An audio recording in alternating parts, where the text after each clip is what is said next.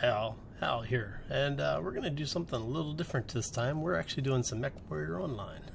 It has been a long time since I've played this game, so we're just getting back into it. Going to do a little bit of somewhat relaxed gameplay. A couple of us have actually been talking about getting together and forming up into our own company. We'll see how that actually plays out later this week, but for now, kick back, relax, and enjoy the probably lack of commentary while I'm actually playing, because I'm doing this real time. I'm not going to do, or at least not for this episode, I'm actually going to be commenting while I play, so if I get quiet, you know why. We're just waiting for the rest of the teams to ready up. And we are actually on the River City map. For the folks who don't know what map this is, it's an industrial complex area down on the waterfront. It's actually a lot of fun. I really like this map. The one thing I don't like about it is that we are in conquest mode. I'm not a fan of conquest. It's quite possibly for me, the least fun of the games. Because of the whole 750 resources, you basically run around and capture points. It's a game of capture the flag. Alright, so let's see how everything goes. I've got my audio mix a little bit different this time. So, let me know in the comments below whether you like it, if you want to hear the game, more of the game audio than what you can hear by default, or if this is a good balance for you. So, we're on the other side of the map. This is the side of the map that I don't like being on. But that's okay. It's Conquest. What do you expect? Alright, so everybody's heading over to Gamma.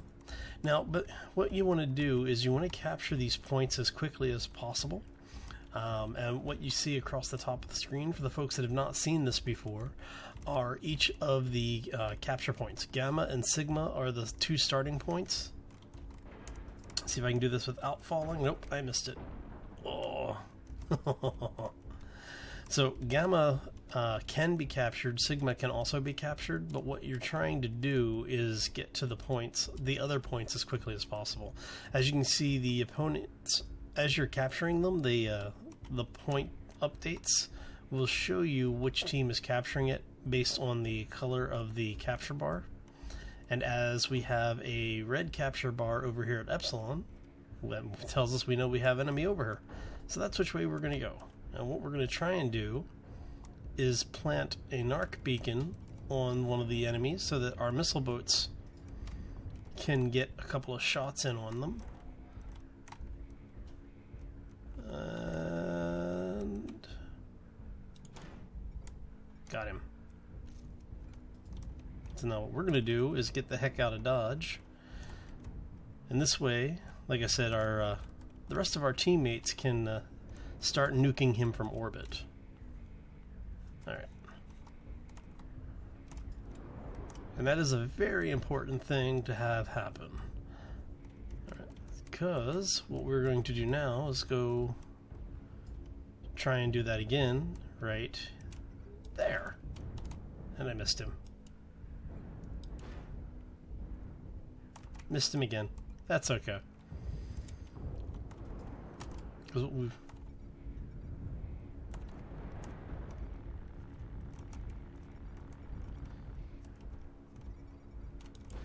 Target acquired. Warning, incoming missile. Oh, all sorts of hate coming at me here. Warning, incoming missile. So what we're trying to do now is put hard cover between us and the thing shooting at us. Warning, incoming missile. I think I'm narked. Oofda. Hey, how you doing, buddy?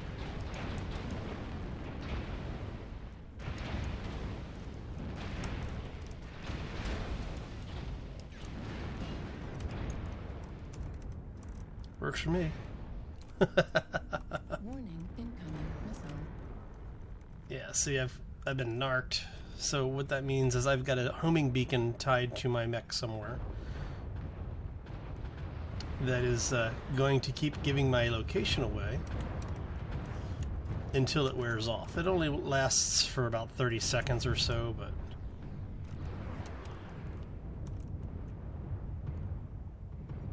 Really need to get into a position where I can drop down and tag this guy with a beacon too.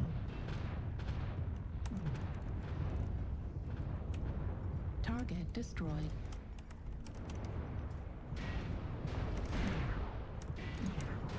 Target acquired.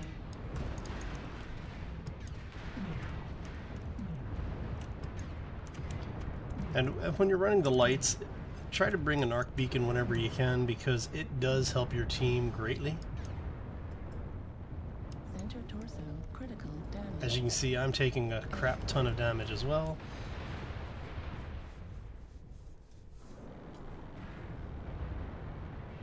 And so yeah, that's basically the game. So what we're going to do is do a little bit of spectating.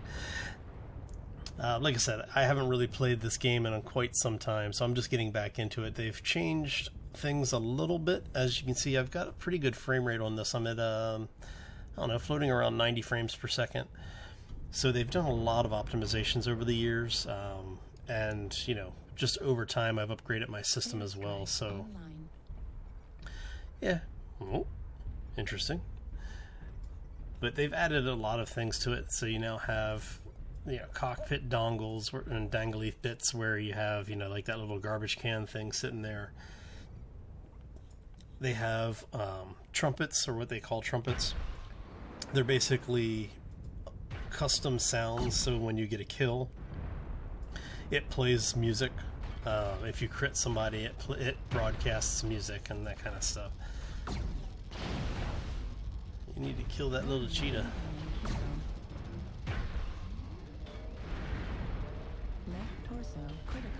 Yep. Looks like we are going to lose this game simply based on points.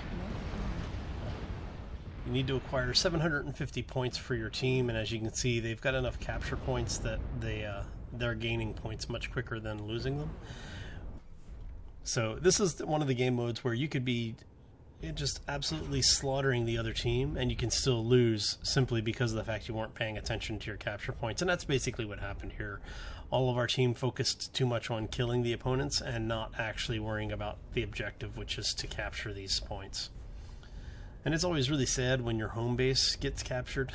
So now what you can do is, if you were on our team and you wanted to go capture Epsilon, you get over to the capture point and you stand in there. It puts it in conflict, and they start losing points on their capture. It'll eventually go neutral, and then you start gaining points on the capture for your team. So the longer you're in there, the harder it is to capture. If you take it to 100%, it actually takes longer to capture it again for the opponent teams. So you do want to be paying attention to it and try to keep your opponents from actually fully capturing something out.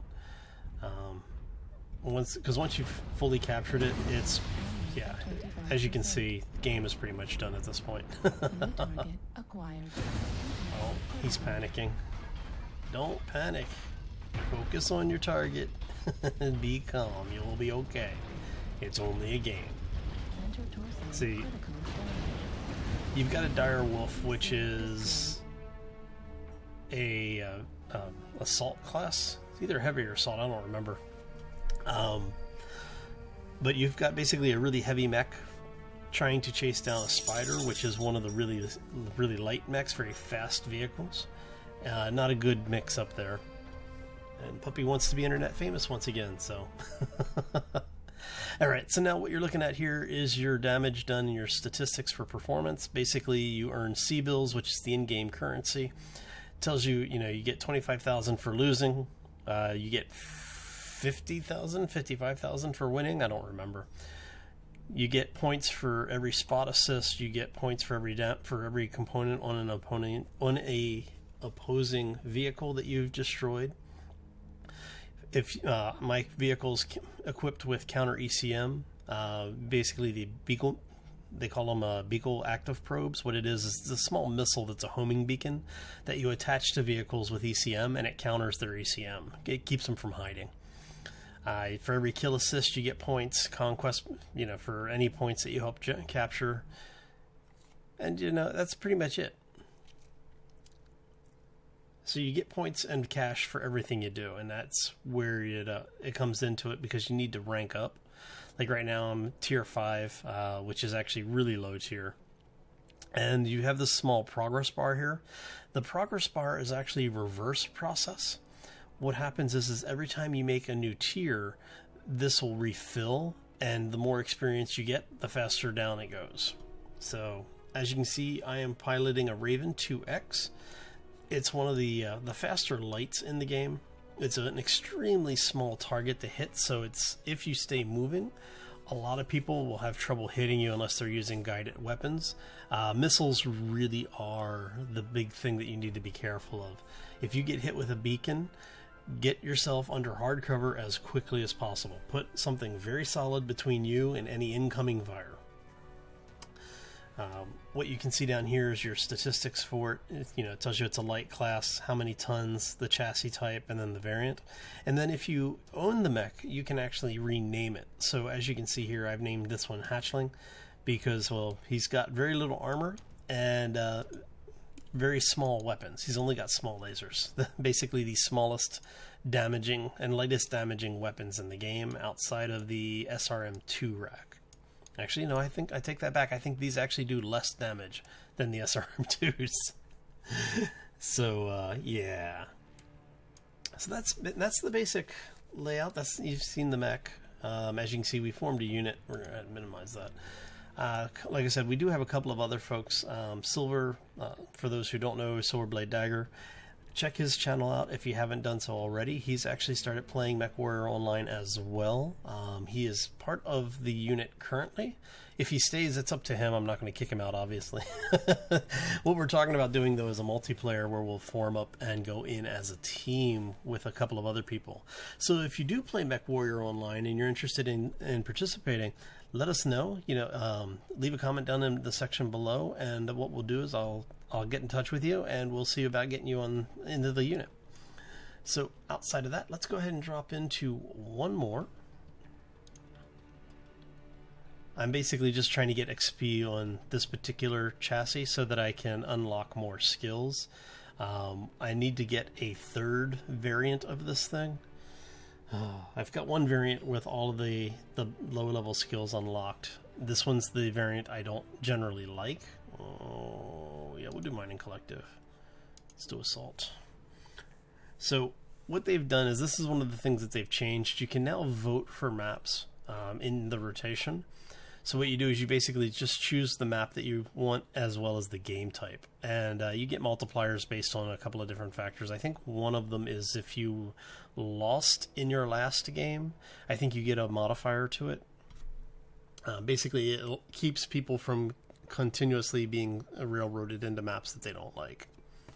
In theory, anyway. In practice, who knows. Alright, so we're waiting for this to load up. We will probably use night vision on this map. We'll see. Okay, some statistics you need to be aware of is when you're looking at the map. Ambient temperature you always want to be aware of. Gravity you generally want to be aware of, especially if you're using a vehicle that has jump jets in it. And surface water, again, if these two, the temperature and water, are very important for people who run mechs that are very hot. So basically, if you have a large weapon system, the bigger the weapon system, generally speaking, the more heat it generates. So what you need to do is, in order to keep from taking damage from overheating your vehicle and being put in a position where you shut down, you need to be aware of your temperature at all times.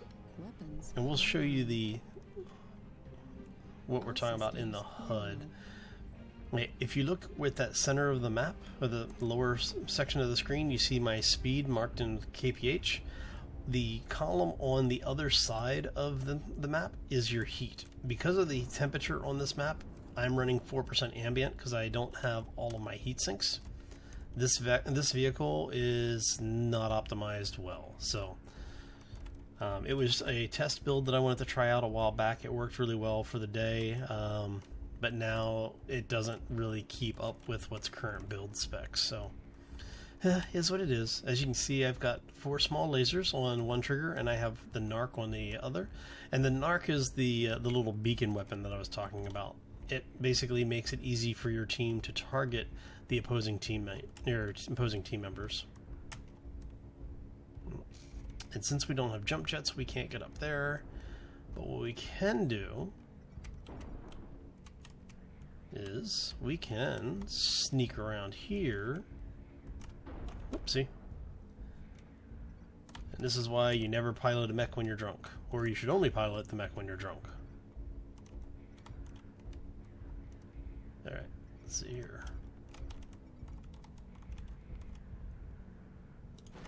Missed him.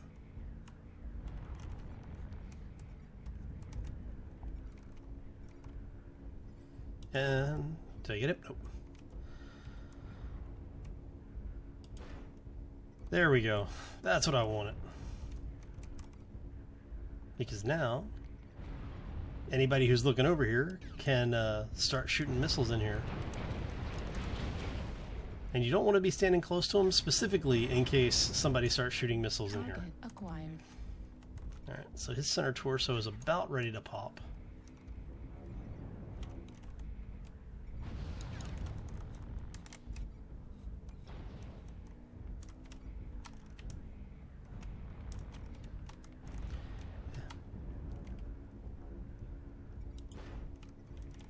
You're not getting away.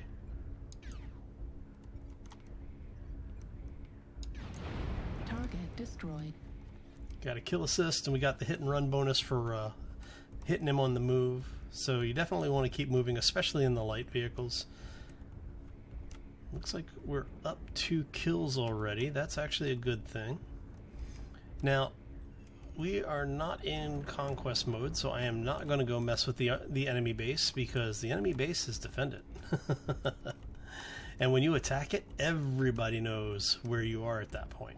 Now what we do want to do is get over here and see if we can find the defenders that are back here, so that our team can, you know, start shooting at them. Target acquired. And then, as you see, I just hit him with a beacon, so now everybody on the map knows where he is.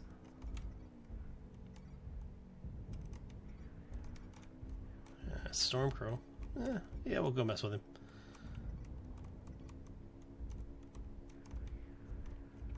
See if there's anybody else down here. Not seeing anyone else over here. Base is being captured.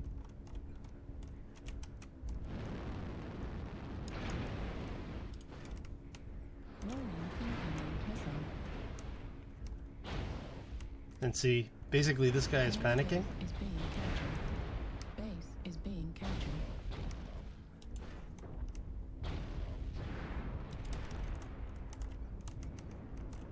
And what I'm trying to do is deal with this guy, because he just shut himself down. Captured. Left leg critical damage. Base is being captured.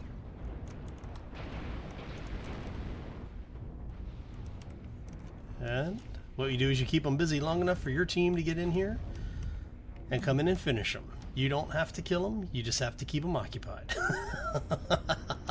is being captured.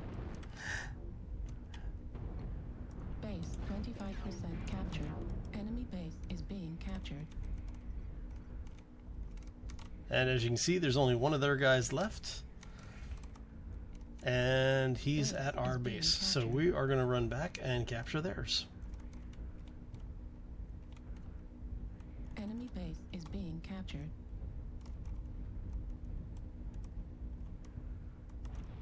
Yeah, we've got enough people in here to actually capture this thing quickly. Being captured.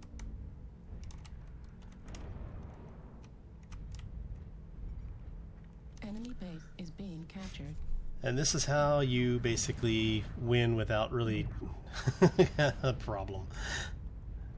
We pretty much steamrolled the team. There's only one of them left.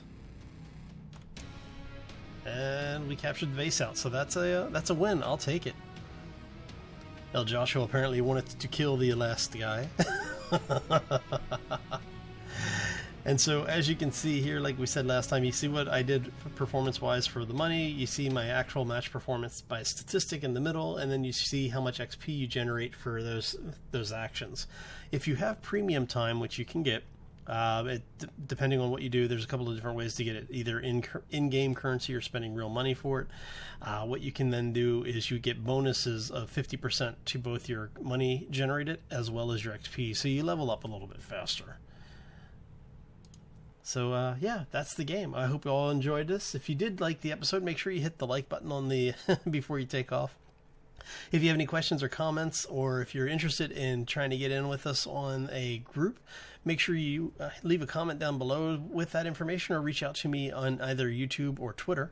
And if you haven't done so already, you want to see more, make sure you subscribe, because it'll keep you up to date when new stuff is coming out, and when we push things new.